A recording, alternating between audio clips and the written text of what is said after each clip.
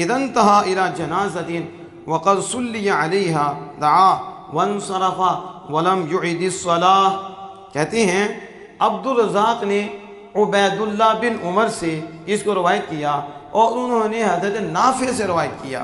وہ حضرت نافع کہتے ہیں کہ ابن عمر رضی اللہ تعالیٰ عنہ جب جنازے کے لیے پہنچتے وقد صلی علیہا درا حال کہ جنازہ ہو چکا ہوتا، یعنی ابن عمر پہنچتے اور جنازہ ہو چکا ہوتا، تو پھر ابن عمر کا عمل کیا تھا جنازہ ہو جانے کے بعد؟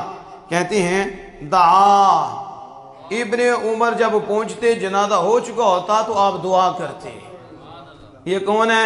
سیدنا فاروق اعظم کے لخت جگر ہیں اور اس پائے کے صحابی ہیں کہ انہوں نے حضور کی جگہ جہاں حضور بیٹھے ہیں، جہاں حضور گزرے ہیں، انہوں نے چھوڑی نہیں، وہاں جا کے بیٹھے ہیں، اور جہاں حضور نے نماز پڑھی ہے وہاں جا کے انہوں نے نماز پڑھی ہے، جہاں حضور سے گزرے ہیں وہاں جا کے گزرے ہیں۔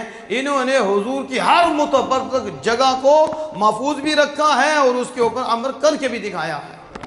یہ ابن عمر رضی اللہ تعالی عنہما ہیں۔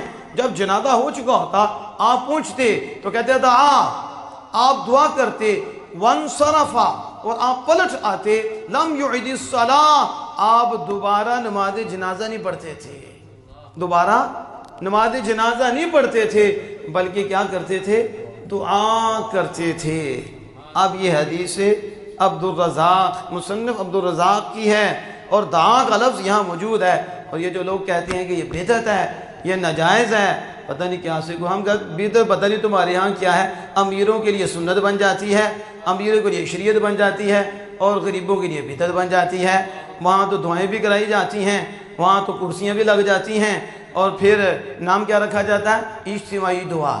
میں نے کہا کان ادھر سے پکڑ لو، یہ ادھر سے پکڑ لو، بات تو وہی ہے۔ لوگ کوئی بہرے تو نہیں ہیں، لوگ کوئی نبینے تو نہیں ہیں، اللہ کا فضل ہے، عقل مند ہے، وہ سمجھ رہے ہیں کہ اب انہیں پتہ ہے اگر کہہ دیا ختم تو پھر مذہب بنایا وہ اپنا تو وہ بھی ہو جائے گا ختم، مذہب بھی بچانا ہے، لہذا نام دے دو اجتماعی دعا۔ کیا؟ تو اور کیا ہے؟ دعا ہی ہے۔